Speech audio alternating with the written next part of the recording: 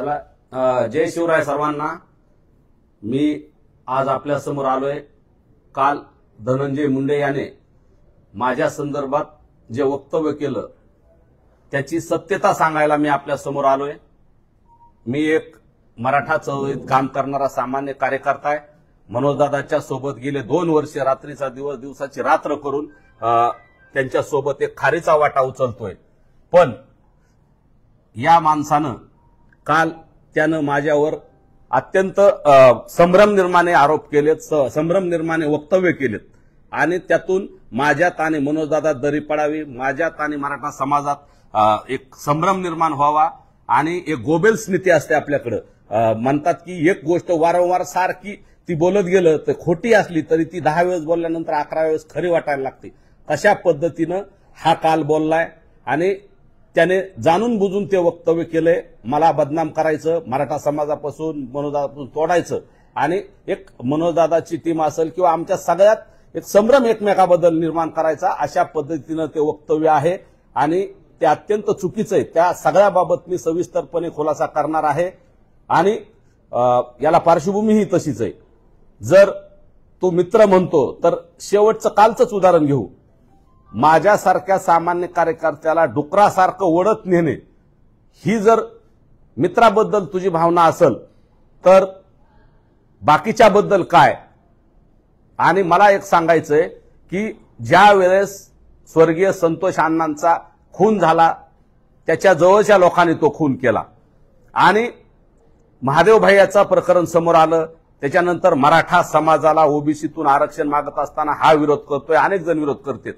हे करताना मग तुझ्यासोबत आम्ही मैत्री कशी करणार? त्याच दिवशी मी ती मैत्री तोडली होती ज्या दिवशी संतोष अण्णाचा खून तुझ्या जवळच्या लोकांनी केला आणि त्यानंतर तुझं स्टेटमेंट आलं की तू महाराष्ट्रात अशा घटना घडत असतात। अरे त्या लेकरांचं, त्या संतोष भाई अण्णाच्या लेकराचं चेहरा बघितल्यानंतर आणि ती परिस्थिती, संतोष अण्णाला मारलेली परिस्थिती बघितल्यानंतर या जगातला माणूस कुठलाच तुझ्यासोबत मैत्री ठेवणार नाही। इतक्या क्रूरपणे तुझे लोक वागले आणि त्याच्यानंतर तुझी प्रतिक्रिया आली। तसेच मराठा समाजाचा संविधानिक लढा, ओबीसीच्या आरक्षणातला लढा, तो लढा लढत असताना आमच्या ओबीसीत काय कुणाचा प्रवर्ग, काय कुणाची जहागिरी नाही, पण मराठ्यांना ओबीसीत येऊ देणार नाही हे वारंवार वक्तव्य केलं। त्याच दिवशी तुझी माझी मैत्री संपली। अजिबात मैत्री नाही। आणि तू जर मित्र म्हणत होता तर तुझा चेला असणारा जो जेलमध्ये गेलाय, जो तुझा ज्याला आका म्हणतात त्याचा तू आका आहे, त्यानं मला संतोष भैयानंतर तो जर जेलमध्ये गेला नसता तर त्यानं संतोष भैयानंतर माझा नंबर लावला होता, कदाचित तुम्हा सगळ्याला आज मी इथं दिसलो नसतो। एवढे धक्कादायक त्याच्या सगळ्या रेकॉर्डिंग आहेत माझ्याकडे, सगळे पुरावे आहेत आणि आणखीही त्यांच्या वैयक्तिक सुद्धा पुरावे आहेत। करुणाताई जेव्हा बीडमध्ये आल्या सगळ्यात प्रथम राहायला त्यावेळेस सगळ्या पत्रकाराला भेटल्या, तशा मलाही भेटल्या।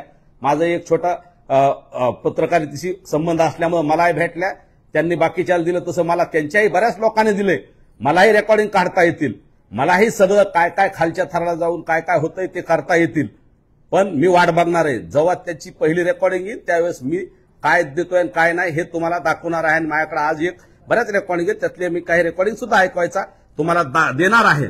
आणि मित्र म्हणायचं, लोकसभेच्या टायमाचा विषय काढायचा, त्याच्यानंतर मित्र म्हणून मी फोन केला म्हणायचं, ह्या 2-3 सगळ्या गोष्टीवर मी सविस्तर सांगणार आहे।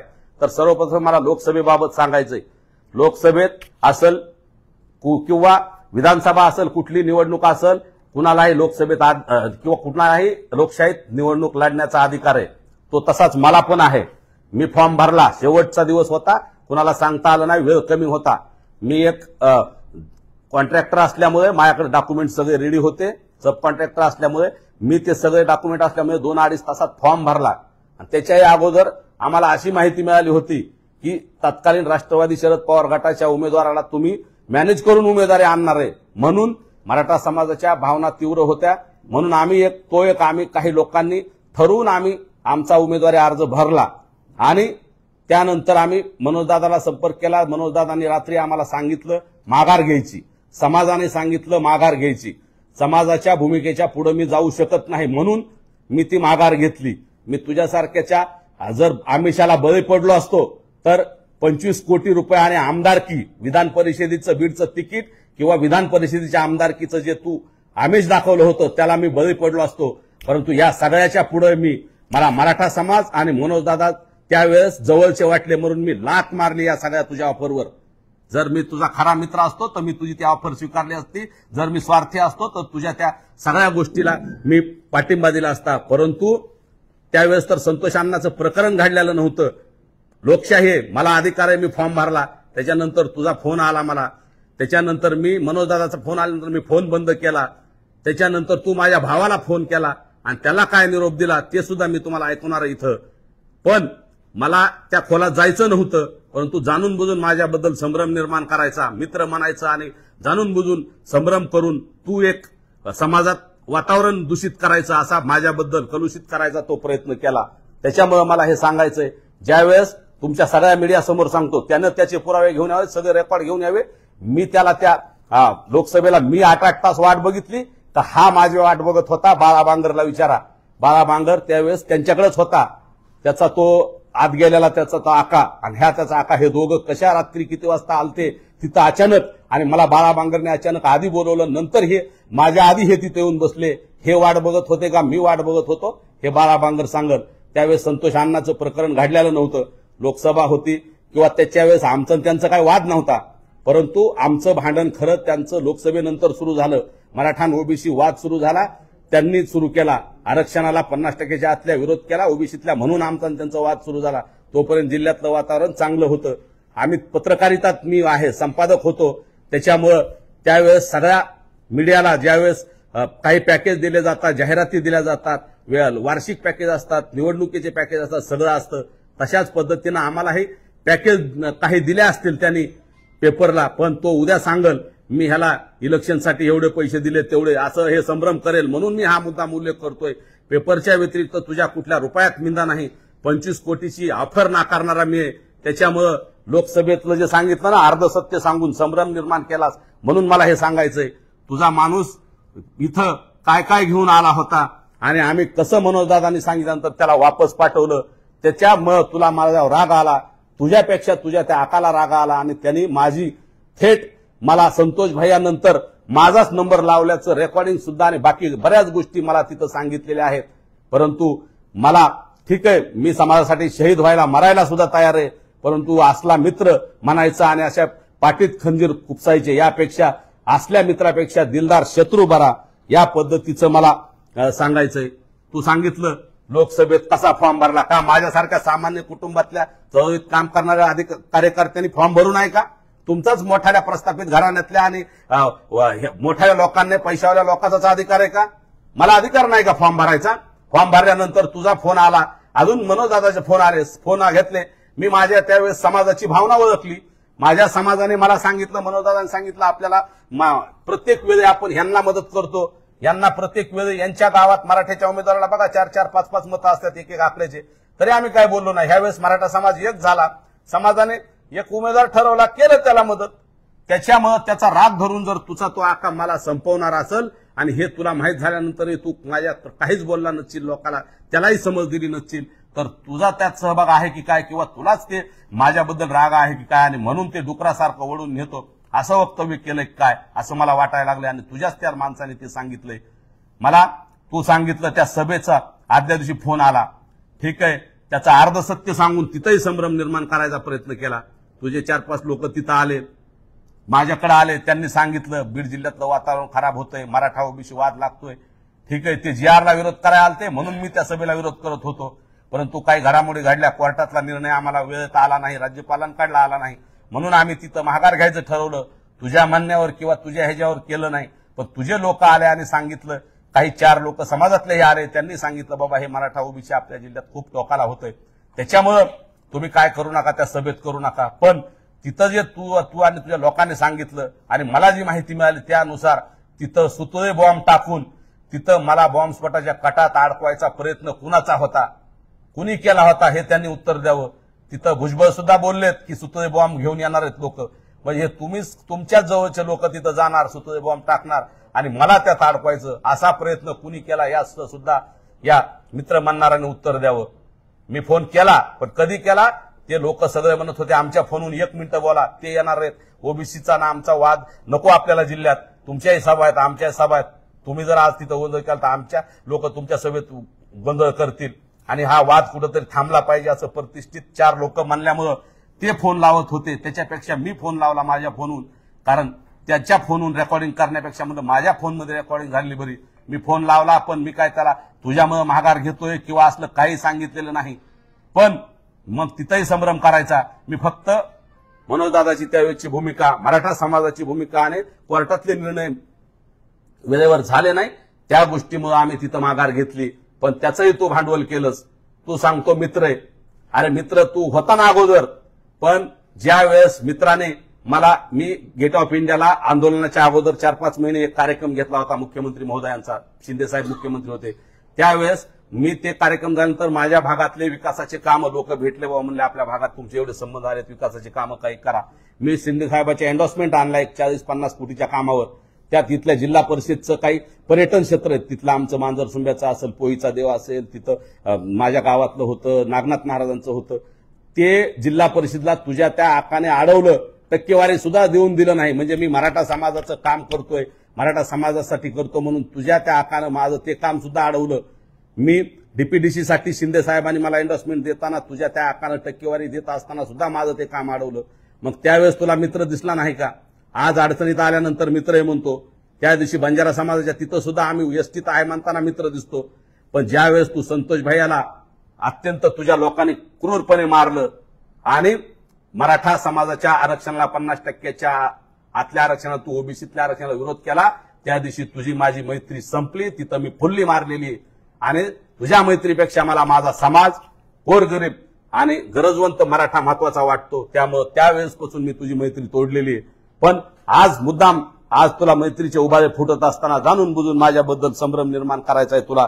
मनोजदादाबद्दल आणि माझ्याबद्दल तुझ्या काय भावना आहेत त्या लोकांनी सांगितल्यात, तुमच्या समोर आलंय, काही येणार आहेत. पण मला सांगायचंय, तू जर मित्र म्हणतो आणि अशा कार्या करायच्या अंधारातून चुकीचं तुझ्या लोकांनी करत असताना तुझ्या लोकाला थांबवायचं नाही, हा कुठला न्याय आहे? आणि मित्र म्हणायचं. मग तिकडं मी संतोष भाईच्या प्रकरणात लक्ष दिलं.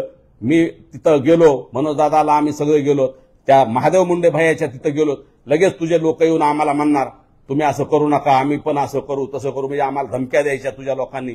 त्या लोकांना का आवरलं नाही? संपादताईच्या प्रकरणात आम्ही लक्ष दिलं, तिथं सुद्धा तू अशा पद्धतीने करायचं. मग ह्या असला मित्र काय कामाचा, जो आपल्या या संतोष भाईच्या घरी गेला असताना तर तुला मी मित्र म्हणलं असतं, त्या लेकराचे आसू पुसले असते ना तर तुला मित्र म्हणलं असतं. त्या महादेव भैया तुझ्या घराच्या जवळच आहे 400-500 मीटरवर, त्याच्या लेकराचे जर हाल बघितले ना, त्याच्या लेकराची अवस्था बघून त्यांचे डोळे पुसले असते ना, त्यांना न्याय दिला असताना तुला मित्र म्हटलं असतं. जर तू संतोष भैया देशमुखांच्या आरोपींना फाशी द्या म्हणला असताना आणि त्याच्यासाठी आंदोलनात उतरला असताना तर तुला मित्र म्हणलं असतं. परंतु तू मित्र म्हणण्याच्या आणि त्या सगळ्या प्रक्रियेच्या पुढे गेला. त्यामुळे तू माझा मित्र नाही. कृपा करून मला मित्र म्हणून माझ्या समाजात बदनाम करून माझ्या आणि समाजात अंतर निर्माण करू नको. माझ्याकडे भरपूर आहे. सगळ्यात अगोदर जिल्ह्यात मला सगळ्या लोकांनी आणून दिले, पण मला कुणाच्या वैयक्तिक आयुष्यात जायचं नाही. अतिशय वैयक्तिक घाणेरड्या क्लिप माझ्याकडे सुद्धा गेल्या 7-8 वर्षापासून 4-5 वर्षापासून मला लोकांनी दिल्यात. त्या लोकांची नावं सुद्धा घ्यायची नाही. फक्त बाळा बांगरला विचार, तू माझ्यासाठी वाट बघत होता का? मी तुझ्यासाठी एकमेव भेट 10-15 मिनिटाची तिथं मी घेतली तुझ्यासोबत. ते बी बाळा बांगरने अचानक सांगितलं. मी त्याला ज्या दिवाळीच्या काहीतरी पिरियड होता फराळासाठी बोलवलं आणि हा तिथून चालला होता.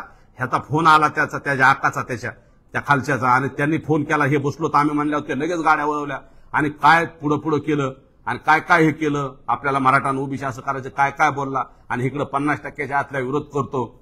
आणि ही जी दुटप्पी भूमिका आहे ना, ती अतिशय चुकीची. माझ्याबद्दल संभ्रम निर्माण करू नको. जर माझ्या तू रेकॉर्ड देतोय ना त्या तिथल्या कॉलचं, त्या भुजबळाच्या सभेच्या अगोदरचं, माझ्याकडे बिल रेकॉर्ड आहेत ना. प्रत्येक वेळी तू फोन करून 2-4 वेळेस त्याच्यानंतर पण तू फोन केला, मी उचलत नव्हतो. पण इतके फोन आले तुझे की त्यावेळेस उचलावं लागलं. आणि मनोजदादाला सांगा बाबा हे मराठा ओबीसी थांबवा, माझं त्यांच्याबद्दल काही नाही, तू काय बोलला ते माझ्याकडे बी रेकॉर्डिंग आहेत. तू काय तुझी ज्यावेळेस रेकॉर्डिंग येईल त्यावेळेस माझी चांगले आले मी चांगले काढेन, तू वाईट टाकले वाईट काढेन. मी सुद्धा सगळ्या दृष्टीने तयार आहे. माझं तुझं भांडण नव्हतं, वैचारिक भांडण होतं आपलं, परंतु तू आमच्या खुनापर्यंत गेला, मनोजदादाच्या माझ्या खुनापर्यंत गेला, तुझे लोक गेले. आणि त्याला जर तू ते पाठीशी घालत असतील त्या गोष्टीचा निषेध करणार नसतील तर तुझं ना आमचं काही संबंध नाही. इथून पुढे तू तुझ्या पद्धतीने कर, आम्ही आमच्या पद्धतीने करू. वैचारिक लढा असला पाहिजे, परंतु आमच्या जीवावर कोणी उठणार असेल तर मग आम्ही सुद्धा जशाल तसं उत्तर द्यायला तयार आहेत. मी सार्वजनिक जीवनात काम करत असताना आम्हाला तू उद्या रस्त्यावर मारशील, 2-3 प्रयोग माझ्यावर झालेत, ह्याच्या कार्यकर्त्यांनी केलेत, प्रयत्न केलाय. महिला अंगाव घालायच्या, गाडीला कट मारायचे, माझ्या ऑफिसकडे महिला पाठवायच्या, काही लोक गुंड पाठवायचे, असे प्रकार झालेत तुझ्या लोकांकडून. ठीक आहे, त्यात तुझा संबंध नसेल, परंतु या गुन्हेगारी लोकांना आवरायचं काम तुझं आहे. मित्र मानायचं आणि मित्राच्या जवळ असं करायचं हे कुठल्या व्याख्यात बसतं हे मला त्यांनी सांगावं. आणखी बरेच गोष्टी आहेत, पण आता वेळ खूप झालाय. त्याच्यानंतर ती ऑफर दिलेल्या असतील, सगळ्या गोष्टी आता भरपूर आहेत. प्रत्येक गोष्टीत मला त्यानं मित्र मानायचं, मलाच नाही अशा लोकांना, बऱ्याच लोकांचं तू हे केलंय. पण बोल ना, मग तू सांग मित्रासाठी काय केलं, सांगायला पाहिजे होतं. मित्र मानायचं आणि एक काम पण नाही करायचं, कुठल्या कामात आडकाट्या आणायच्या पालकमंत्री असताना आंदोलनाच्या आधी, आणि इकडं आता मित्र मानायचं. त्यावेळेस मित्र नाही दिसला का? मी लोकसभेला तो म्हणला ना प्रचार केला नाही, फॉर्म भरला कसा भरला, अरे मला अधिकार आहे ना माझ्या समाजासोबत राहायचा. मी बजरंग सोनवणेचं मतदान त्यालाच केलं आणि मनोजदादा सोबत आम्ही रात्रंदिवस फिरलो. त्याचा हा व्हिडिओ सुद्धा बघा, मी दाखवतोय तुम्हाला. कारण मी माझ्या समाजाशी बांधले, मी तुझ्याशी किंवा कुठल्याशी बांधले नाही. उद्या तू म्हणशील मला ह्याला हे केलं ते हे करलो, मला म्हणला मदत करतो. मी अजिबात तसं केलेलं नाही.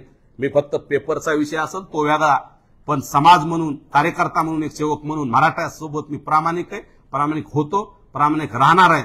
आणि मी 25 वर्ष झाले या चळवळीत आहे. मला कोणी त्या बाबतीत विकत घेऊ शकत नाही. समाजाच्या आणि माझ्या मध्ये कोणी येऊ शकत नाही, हा विषय. आणि आणखी एक रेकॉर्डिंग आहे, पण ते आता मी तुम्हाला, त्याने कसा मला फोन करत होता माझा फॉर्म भरल्यानंतर आणि कोण कुठं येतंय काय काय घेऊन ते सांगितलं. पण मी आज ती देणार नाही, आता देत होतो, परंतु ती देण्यापेक्षा अगोदर मला त्याचं वाट बघायची. एकात काही तज्ज्ञ लोकांनी सांगितलं आधी तुम्ही काही देण्यापेक्षा त्या लोकांना द्या. मी आता ते तुम्हाला फक्त दाखवतो इथं, पण मला वाटतं ती जरा थोडं पेंडिंग ठेवू, बघू 2-4 दिवसात त्याचं काय उत्तर येतंय, काय काय बोलतोय, चुकीचं काय बोलतोय, माझ्या काय रेकॉर्डिंग असतील काढ. मी कधीच चुकीचं काय बोललेलो नाही. हा, तू अगोदर जेव्हा संतोष भाईच्या अगोदर मी तुझं आमचं बोलणं होतं त्यावेळेस समाज म्हणून तू नेता होता, जिल्ह्याचा पालकमंत्री होता, मीडिया म्हणून तू आम्हाला फोन करायचा, सामाजिक कार्यकर्ते म्हणून फोन करायचा. रेल्वेसाठी तुझ्यासह एकदा बसलो होतो, मुंडे साहेब लोकलेखा समितीचे अध्यक्ष होते तेव्हा आम्ही तुझ्याकडे आलो होतो, तिथं 8 तास त्यावेळेस बसवलं. परंतु या माझ्या जुन्या मित्राला, त्याला आता थोडासा संभ्रम झाला वाटतं, बुद्धीत थोडं हे बी विसराळूपणाचा सुद्धा काय आजार झाला काय असं बघावं लागलं. ठीक आहे, त्यांच्या आरोग्यावर मला बोलायचं नाही त्याच्या, पण विसराळूपणाचा आता मला लोकसभेत 4-4, 8-8 तास मी नगद नारायण बाबाला स्मरून सांगतो आणि माझ्या दोन्ही लेकरांची शपथ घेतो. आणि मी अजून कशाची शपथ घ्यायला हवा, मी या 2 वर्षात कुठल्याच नेत्याकडे 8 तास कधीच थांबलो नाही, 4 तास थांबलो नाही. आणि मला अधिकार नाही का लोकसभा लढवायचा, विधानसभा लढवायचा. आणि त्याने सुद्धा भगवान बाबा शपथ घेऊन सांगावं, किंवा सगळ्या इन कॅमेरा आमची नार्को टेस्ट करा, काय करायचं करा, तुमच्या सगळ्या मीडियाच्या चॅनलला लाईव्ह करा शिवाजी महाराजांच्या पुतळ्यापाशी नाही तर कुठं, आणि सांगावं त्यांनी सुद्धा. मी जर तुझ्याकडे कुठं परळीला आलो असलो, कुठं आलो असतो, फक्त बाळा बांगरच्या इथं एक भेट झाली, तेवढीच भेट आहे ती 15 मिनिटाची, ती पण अचानक घडलेली, तरी मी सांगितली. अनेक माझ्याकडे खासगी लय रेकॉर्डिंग आहेत ना तुझ्या, त्याच्या अगोदर फोन केलेले, ते घरगुती काय काय असेल, आता ते नको बोलायला आपल्याला, कोणाच्या वैयक्तिक ह्यात जायचं नाही. पण बाबा तू मला आणि माझ्या समाजाला कमी करू शकत नाही. माझ्या समाजाने सांगितलं ना तू समाजासाठी चुकीचं वागतोस तर मी उद्या हिमालयात जायला तयार आहे सगळं सोडून. पण तुझ्या मासल्या फाटाफुटीमुळे मला मारलं तरी शेवटचा श्वास माझ्या शरीरात असेपर्यंत मी समाजाचं काम सोडणार नाही, मनोजदादाची साथ सोडणार नाही. मनोजदादा तर माझ्यात वितुष्ट आणण्यासाठी तू बोलला नाही, काय बोलायचं ते बोल. मनोजदादाने समाजाने सांगितलं ना मी उद्या हिमालयात जाईल, पण तुझ्यासारख्या असल्या काहीतरी गेम करून, गोबेल्स नीती वापरून मला आणि अनेक लोकांना तू आता येणाऱ्या काळात करणार आहे म्हणून तुझ्या जवळच्याच लोकांनी मला सांगितलंय. परत मी लय लोक आहेत ना माझे कॉन्टॅक्ट मधले सगळे. मी महादेव भाईच्या तिथं गेलोय, संतोष भाईकडे गेलो, परत अनेक ठिकाणी जातो. सांगतात ना तुझ्या आमचं जसं तुला तू म्हणतो ना माझ्याकडे सगळं रेकॉर्ड आहे, दाखव. आमच्याकडे मी तुझं रेकॉर्ड आहे, दाखवू ना आम्ही. पण आम्ही आमच्या समाजाशी प्रामाणिक आहेत. आमचा लढा आरक्षणाचा आहे, आमचा ओबीसीशी संघर्ष नाही, आमचा कुठल्या जातीशी विरोध नाही, आमचा वंजारी समाजाला विरोध नाही, आमचा तुला सुद्धा विरोध नव्हता. आम्ही आधी मनोजदादांनी सांगितलं, आम्ही सांगत होतो. ज्यावेळेस तू या संतोष अण्णाचं प्रकरण केलं त्याच्या अगोदर आमचा तुम्हाला विरोध नव्हता. प्रत्येक लोकसभेला आम्ही सुरेश अण्णाला पाडलं, आमच्या लोकांनी त्यावेळेस मुंडे साहेबांना निवडून दिलं, प्रकाश सोळंकेला पाडलं, निवडून दिलं. या जिल्ह्यात आम्ही कधी मराठ्यांनी जातीवाद केला नाही. तुमच्या तरी समाजाच्या गावागावामध्ये मुंडे साहेब उभा असले ना आमचा मराठीचा उभा असला तर 4-4 2-2 फुल्याच आमच्या लोकांना पडल्या. पण आम्ही कधी म्हणलो नाहीत की आम्ही वंजारी समाजाने असं केलं तसं केलं. आम्ही कधी कुठल्या समाजाला दोष दिला नाही, देणार नाहीत. कारण आपापल्या नेत्याविषयी प्रेम असतं. तसं ह्यावेळेस मराठ्यांनी दाखवलं प्रेम. तर एवढे तेव्हापासून तुम्ही वाद लावून घेतला की आमच्या सुपाऱ्या देण्यापर्यंत तुम्ही जाणार. लोकशाही नाही का? आम्हाला आमच्या समाजाचं काम करायचा अधिकार नाही का? मनोज दादाला आम्हाला बदनाम करायचं, जाणून बुजून असे काहीतरी षडयंत्र करायचे, हे सगळं थांबवलं पाहिजे. आणि लोकशाहीमध्ये लोकशाही मार्गाचा संघर्ष आम्ही केला पाहिजे एवढं सांगतो. आणि तुमचे आता काही प्रश्न असतील त्या प्रत्येक प्रश्नाला मी उत्तर देतो. दाखवला ना व्हिडिओ तुम्हाला? आता नाही, रेकॉर्डिंग आहे, पण मला काही तज्ञचे मेसेज आलेत.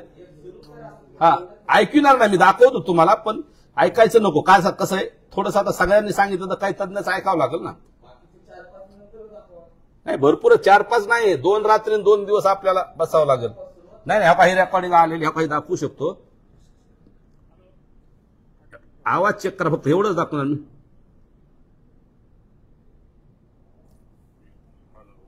हा, एवढाच नाही, नको, ऐका ना. मला वैयक्तिक कुणाच्या जीवनात जायचं नाही. मला आता सुरुवात मला करायची नाही. त्याने सुरुवात करू द्या, मी सुरुवात करतो.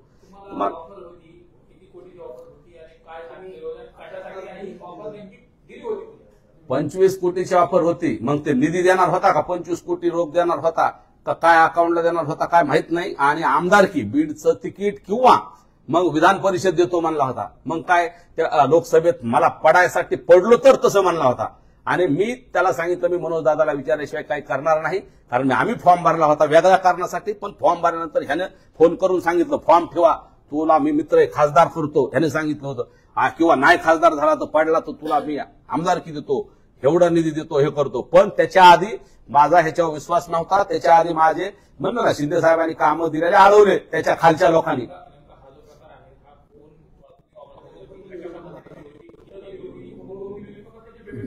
प्रत्यक्ष भेट भेटीत दिली बाळा मांजर सांगल आणि फोनवर दिली. माझ्याकडे आहेत, पण योग्य काढतो रेकॉर्डिंग आहेत. माझं समान तिच्या कॉलच्या आहेत तसे माझ्याकडे आहेत ना. मध्यस्थी नाही, ते दोघं चालते. आत गेला त्याचा आका हे दोघं चालते, त्याचे आहेत ना रेकॉर्डिंग योग्य. त्यांनी जर सांगितलं की देतो.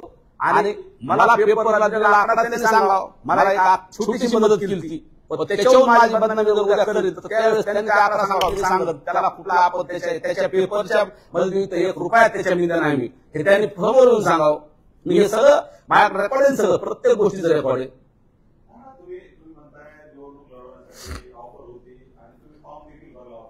त्याच्या ऑफरच्या आधी भरला होता. फॉर्म भरला आम्ही, तुम्ही उशिरा आले. फॉर्म भरला आम्हाला की इथलं राष्ट्रवादीचं तिकीट मॅनेजर ते वापस बी काढू शकतं ह्या कारणामुळे भरला. आणि आमची तत्कालीन खासदारावर थोडी नाराजी होती. आमचं घरातलं भांडण होतं, दाखवलं, आमचं क्लिअर झालं, आम्ही वापस घेतला. समाजाने सांगितलं हे एकच उमेदवार पाहिजे. मी माघार घेतली मोठ्या मनाने. तुम्ही थोडं उशिरा आल्यामुळे ते सांगतो. मी समाजाच्या बाजूला जाऊ शकत नाही. समाज माझ्यासाठी अंतिम आहे, मनोजदादा शब्द अंतिम आहे. आणि श्वास असेपर्यंत मनोजदादाच्या आणि समाजाच्या मी पुढे कधी गेलो नाही, जाणार नाही. ते सुरेश जाधव साहेब आमचे, ते सुरेश जाधव होते, बघत होते मोबाईल मध्ये कोणाचे फोन येतात. मला एवढं शेवटपर्यंत फोन होते, बाहेर येऊन मी तुम्हालाच बाईट देत होतो, तुम्हीच सांगायला हे बी होते. हे सांगायचे नाव कशाला घेऊ का तुम्हाला, पुन्हा माझ्यामुळे काही. पण हे कशामुळे म्हणलो, ह्यांचं काल तिथं नाव घेतलं म्हणून मला ह्यांचं नाव घ्यायचं नाही. तर मी ह्यांचं घेऊ शकतो. तुम्ही सगळं अशोक किंवा दीपकराव आहेत, हे आपले सगळे जातात. सगळ्याचे नाव घेण्यापेक्षा यांना सगळ्यालाच माहिती ना. फोन येत होते ना. पण मी जर लालचे असतो तर मी ते फोन उचलला असता, फॉर्म काढला नसता. आणि मला सांगितलं होतं तुम्ही म्हणून समाज तुम्ही तुझ्या अंगावर महाबोधन पुढे गाड्या ठेवतो, इतकं संरक्षण देतो, तितकं आणि तुला आमदार करतो. एखादा जर माझ्या जागा असताना असे रेमेटे राज्यात उभा राहिले कशा अर्थपूर्ण व्यवहाराने हे केलं ते तुम्हाला माहिती. तसं असतं तर मी केलं असतं. पण मला त्या सगळ्या गोष्टीपेक्षा माझा समाज गोरगरीब समाजाला आरक्षण मिळणं आणि मनोजदादाचा प्रामाणिकपणा, त्या माणसानं स्वतःचा जीव जाऊन 8 उपोषण केले, ही गोष्ट माझ्या डोळ्यासमोर आली. एका क्षणात रात्रीला येऊ केलं. फॉर्म भरला 3 वाजता, 3ला 2 मिनिटं कमी असताना. आणि संध्याकाळी फोन आल्यानंतर लगेच 1 वाजता लाईव्ह करणारा माणूस आहे मी. त्याच्या आधी ऑफर आली, फोन बंद करून टाकला मी. माझ्या भावाला फोन केला त्यांनी, तोच फोन मी दाखवला, थोडासा ऐकूया आवाज देतो ना, वेळोवेळी सगळ्या गोष्टी देतो.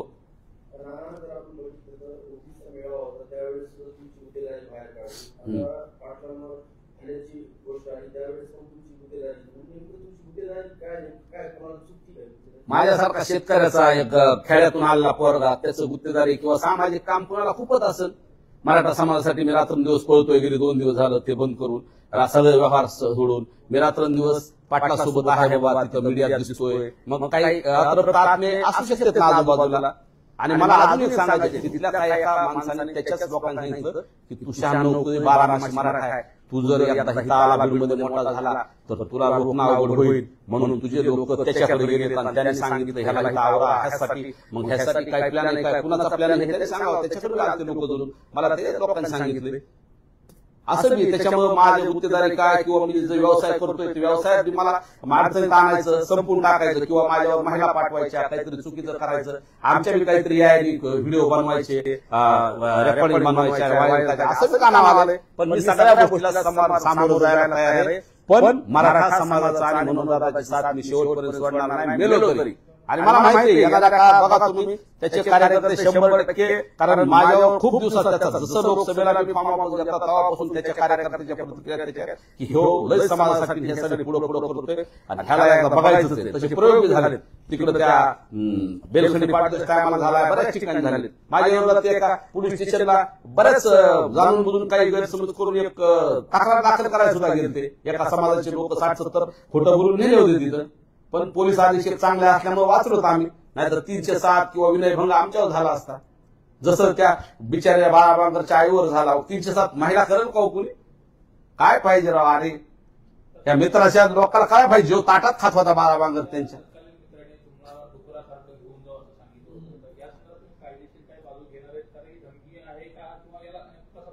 येऊ शकतो बाबा ज्या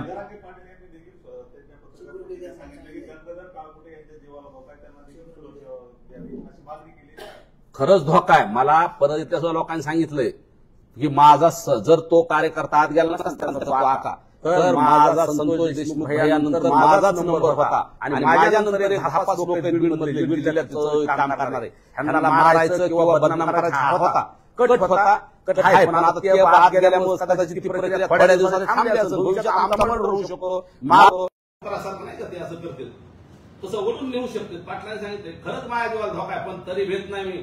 काय समाजासाठी व्हायचं असेल ते होईल. त्यानं काय मारायचे मारा मला. मी 24 तास बिना कुठल्या संरक्षणाचं बिना कुठल्या ह्याचं समाजासाठी रात्रंदिवस पळतोय. 24 तास माझा फोन चालू असतो. कुणाचा फोन उचलतो तेव्हा जसा मानणारा फोन उचलतो. मी बी उचलतो कुणाचे फोन. 2दा फोन तुझे आले रातच्या काढू का ते जाहीर करू का मी. पण मी माझ्या समाजाशी प्रामाणिक. कुणाचे फोन आले कुणी ऑफर दिल्या पैशाच्या आणि ह्याच्या मी त्याच्या अजिबात पडणार नाही. मी आणि माझा समाज आणि मनोजदादा यांना कधीही सोडणार नाही. आपण जर पाहिलं तर काल धनंजय मुंडे यांनी देखील प्रश्नाचं उत्तर देताना सगळं सांगू का असं म्हणत काही सांगायचं बाकी नाही.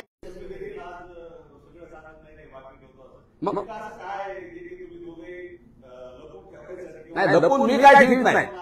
आता सुरुवात तिथून झाली. आता मी ते जेवढं बोलायला पण मी बोललोय. आता त्यांनी जेवढं आता पुढचं बोललं तेव्हा मी बोलतो ना. माझ्याकडे म्हणते देतो ना मी बोलू द्या ना. समोर मी झाला एकतर्फी उभं चाललं तर तुम्ही मला घ्यायला त्याने सहज बोलायला घ्यायला लागलं. बाबा काय घरगुती काय काढलं, पुन्हा काय काय फोनवर बोलला काढलं, रेकॉर्डिंग काढल्या कशाला आताच. त्याच्यामुळे बघू ना वाट बघतो ना मी.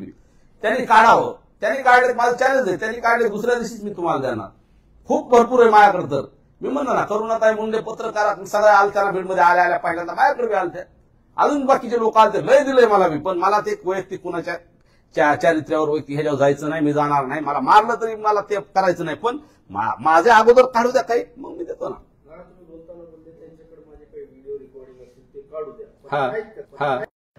माहित नाही पण या म्हणू शकतात ना. माझं तर काही नाही कुठलं. माझं सगळं पारदर्शी. मी 24 तास रस्त्यावर आहे. माझं काय असलं तर काढा. माझं तर नाही. माझं पण त्यांनी जर बनवून काढायचं असेल असं तर काय रेकॉर्डिंग काढावं त्यात समजते ना काय काय. या संपूर्ण प्रकरणाच्या अनुषंगाने कायदेशीर बाजू न्यायालयाचा दार सोडवणार आहात तो कशा नाही. मला धोका आहे म्हणून मनोजदादांनी सांगितलं. बीएसपीला पत्र दिले मला असं असं धोका आहे म्हणून. आता ते पोलीस प्रशासनाने ते न्यायालयात काय जायचं अजून काही ठरलं नाही. पण मला धोका आहे एवढं सांगितलं म्हणून मी एक पत्र इथं दिले. आणि तिकडला मी फिर्यादी असत्या तिथं अर्जदार असल्यामुळे मी तर काय जास्त तिकडल्या मनोजदादाच्या बाबतीत त्या विषयात मनोजदादा बोलतो. तिकडल्या बाबतीत त्या प्रकरणात आम्ही बोलणार नाही. फक्त आजची पत्रकार परिषद मी जे मला तो बोललाय तेवढ्या जाणू शकतो. अनुषंगाने विचारावा असं माझी विनंती. कारण तिकडे तपासावर त्याचा काही परिणाम होऊ नये म्हणून त्या गोष्टीत मी बोलणार नाही. आणि ही पत्रकार परिषद मी मला त्यांनी 2-4 प्रश्न विचारले माझ्याबद्दल बोलला त्यामुळे त्याच्यावर अजून काय असेल तर विचारावं.